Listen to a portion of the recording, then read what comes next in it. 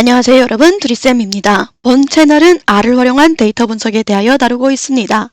이번 영상에서는 수집된 데이터의 이상치를 처리하는 방법에 대하여 살펴보도록 하겠습니다. 자, 이상치란 무엇일까요? 이상치란 정상 범주에서 크게 벗어난 값을 의미합니다. 예를 들어 설명하면 대기업에 다니는 사람들의 월급이라고 생각해 볼게요. 얼마를 받으시는지는 잘 모르겠지만 보통 직원들의 월급을 수집하여 평균을 계산해 보면 대충 400만 원 정도 나오겠죠. 그런데 문제는 회장님, 상무님과 같은 높은 직급의 분들도 나도 여기 직원인데 왜 빠뜨려? 하시면 데이터 수집에 참여를 하게 됩니다. 그러면 우리의 평균은 이제 400만 원이 아니라 그런 분들에 의해서 800만 원, 900만 원, 심지어 월 1000만 원도 나올 수 있겠죠. 여기서 회장님, 사장님, 상무님과 같은 분들의 월급이 관측값으로 우리의 데이터에 포함이 된다면 어떻게 될까요? 우리의 평균은 상향표준화가 됩니다.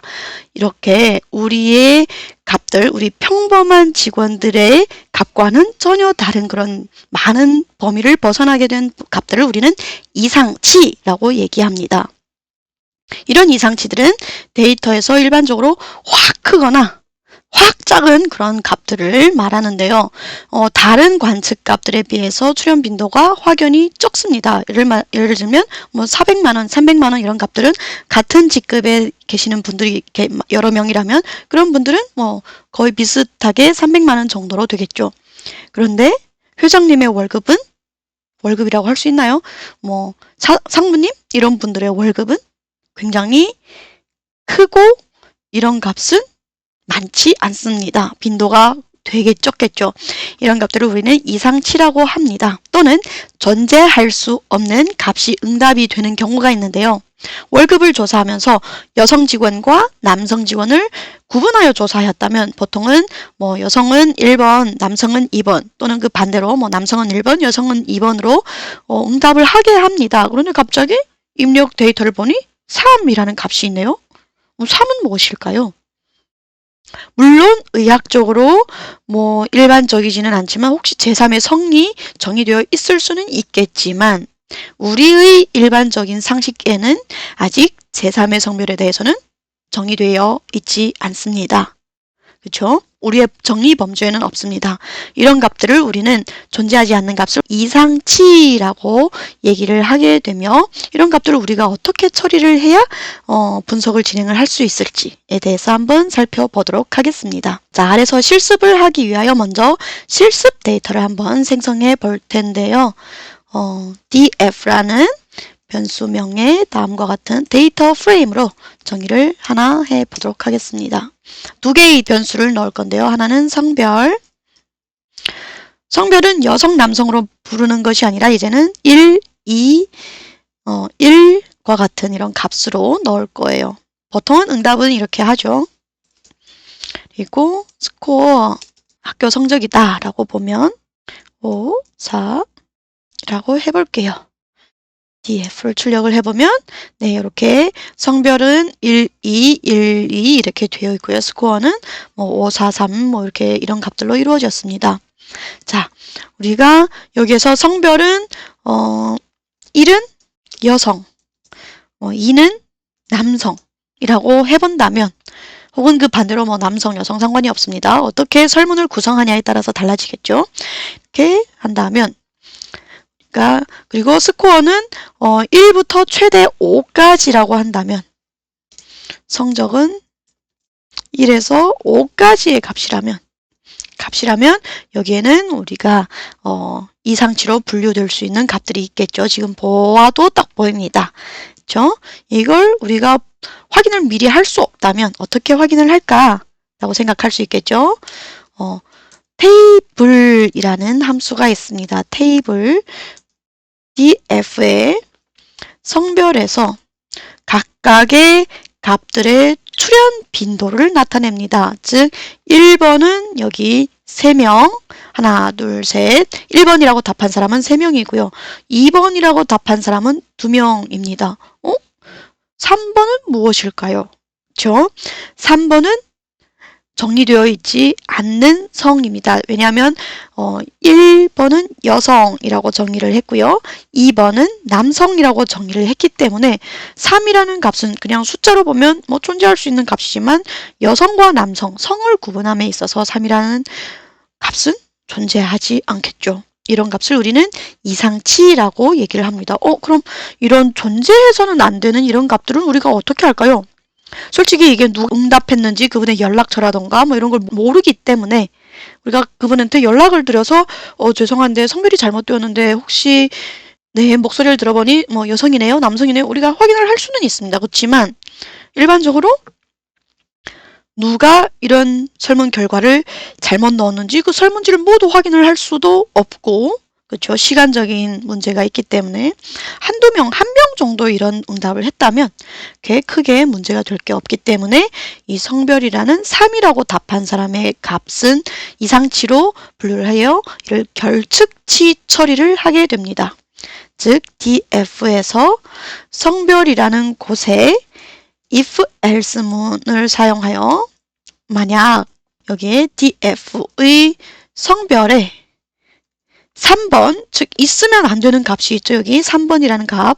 3번이면 우리는 얘를 결측치 not available 한 값으로 볼 거고, 그렇지 않은 값들은 그냥 그대로 성별에 응답한 그 값 그대로 사용하면 된다 라고 보시면 되겠습니다. 그러면 DF는 여기에 보시는 바와 같이 원래는 4번 응답자가 3번, 즉 나는 3이라고 응답을 했는지 아니면 기입 과정에서 잘못됐는지는 모르겠으나 3이라고 되어 있는 값이 이제 not available, 응답, 이건 결측치다 라고 정의를 하였죠. 그러면 이제부터 우리가 다시 성별이라는 것에 대하여 응답 값의 빈도를 살펴보면 1번으로 응답한 사람은 3명, 2번으로 응답한 사람은 2명으로 나오게 됩니다. 그러면 이상한 제3의 성이 나오지 않겠죠.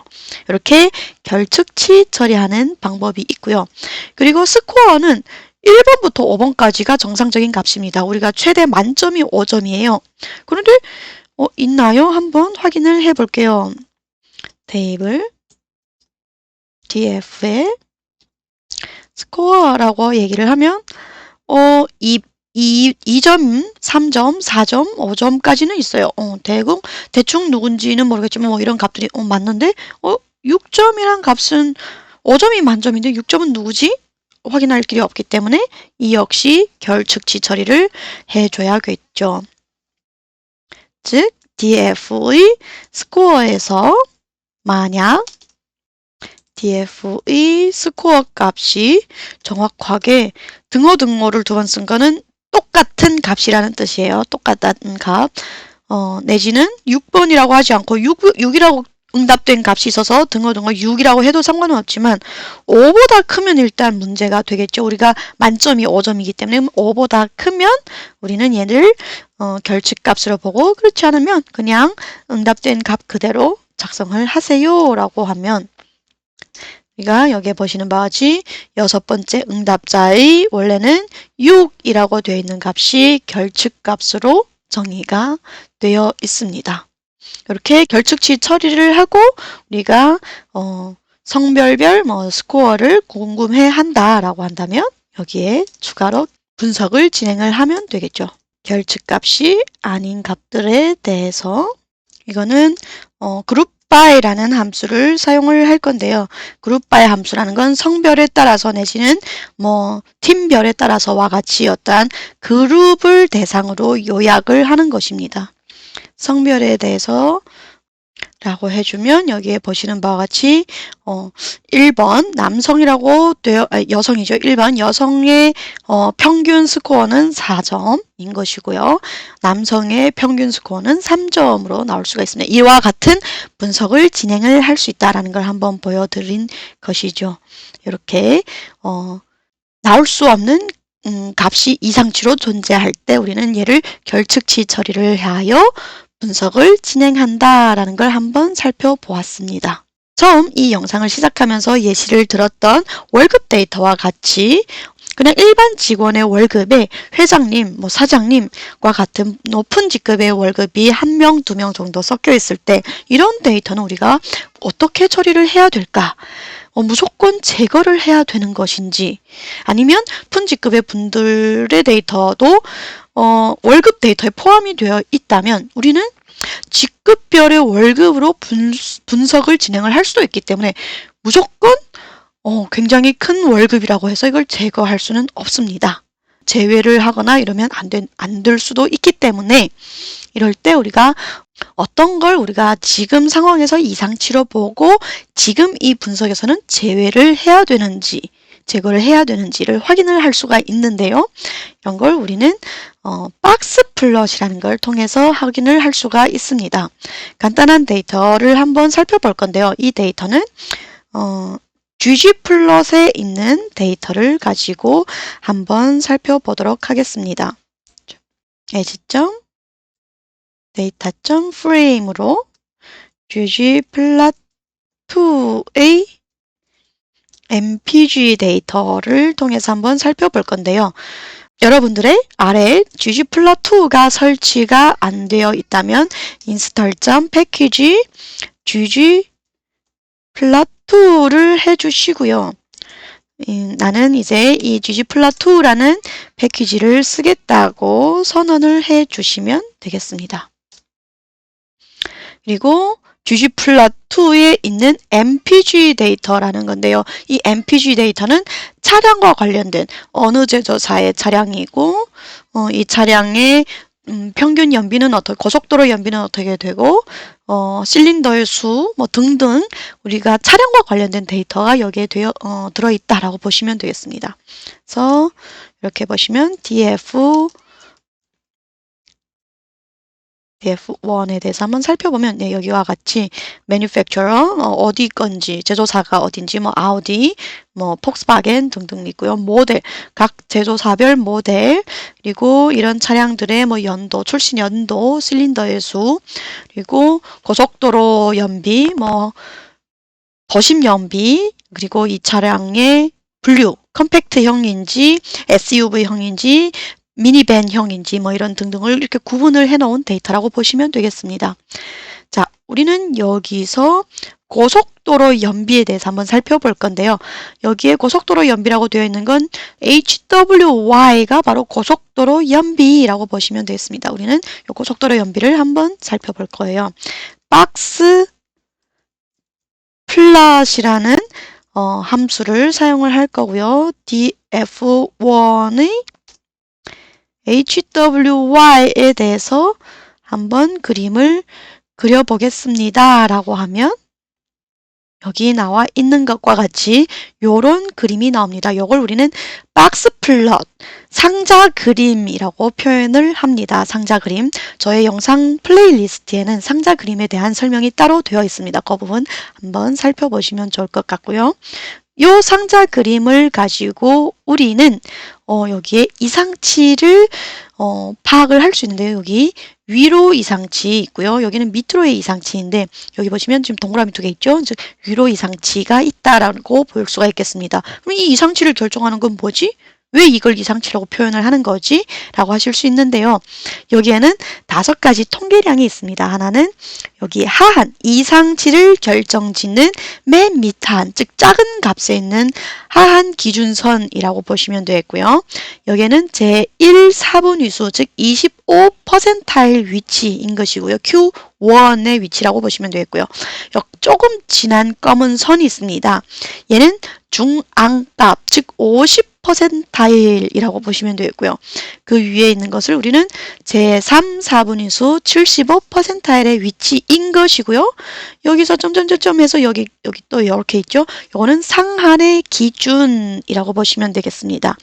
이 기준선은 어떻게 구하냐면 75%일 빼기 25%일을 우리는 4분 위수 범위, 요걸 우리는 4분 위수 범위, 즉 이 네모 박스의 이 너비를 우리는 4분 위수 범위라고 하는데요. 이 4분 위수 범위의 1.5배를 우리는 1.5배 위치에 있는 것을 우리는 Q1에서 1.Q1 빼기 1.5 4분위수 범위를 한 부분이 이 부분이고요. Q3 즉 75%일 위치에요. 75%일 플러스 1.5배의 요 너비를 해준 부분이 요 상한이라고 보시면 됩니다. 통계학적으로 요 하한과 상한에 벗어나게 되면 우리는 이상치라고 얘기를 하고, 이 범위를 벗어난 부분은 우리는 제외하고 지금의 현재 분석을 진행을 해도 좋다라고 봅니다. 일반적인 통계학 지식이라고 보시면 되겠습니다. 요런 값들은 우리가 어떻게 구하나요? 라고 보실 수 있는데요. 말씀은 고맙지만 데이터 값들이 안 나오잖아요? 라고 하시는데요. 여기에 달러 스태티스틱스라고 보시면 통계량이라고 보시면 되는데요. 여기에 나와 있습니다. 첫 번째 값, 요 그림에서의 첫 번째 값, 두 번째 값, 뭐 이런 값들을 지금 첫 번째 통계량, 두 번째 통계량, 세 번째 통계량, 네 번째 통계량, 다섯 번째 통계량을 나타내 준다라고 보시면 되겠습니다.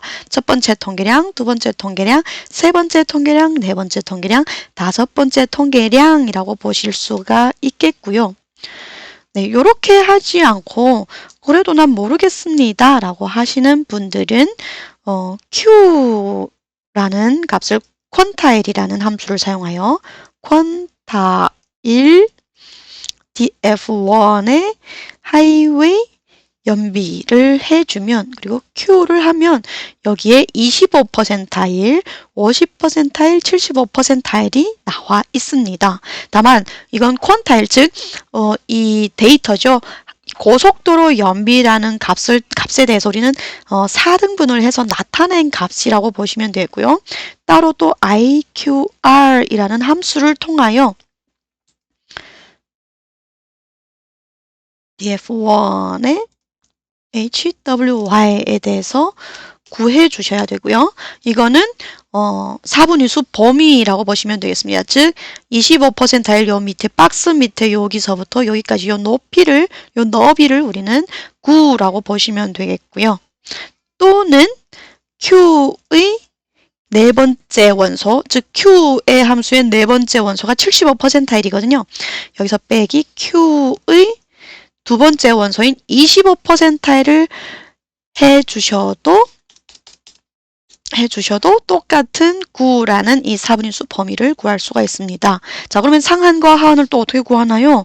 이렇게 되어 있다면 우리는 상한, 하한을 lower bound, lower이라고 그냥 표현할게. 낮은 부분의 bound, 그건 Q2에서 빼기 1.5배의 4분위수 범위라고 말씀을 드렸죠. df1이 요게 lower bound 이고요. 그러니까 밑에 하한이고요. 여기 밑에 있는 하한이고, upper bound는 Q4 플러스 이것보다 더 커야 되죠. 1.5배의 4분위수 범위보다 더 큰 값이어야 된다 라고 보시면 되겠습니다.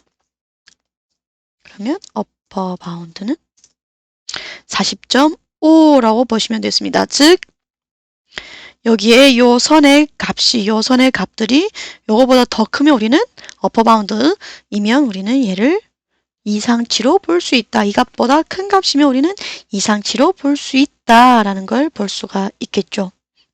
자, 이렇게 해서 어퍼바운드까지 구할 수 있습니다.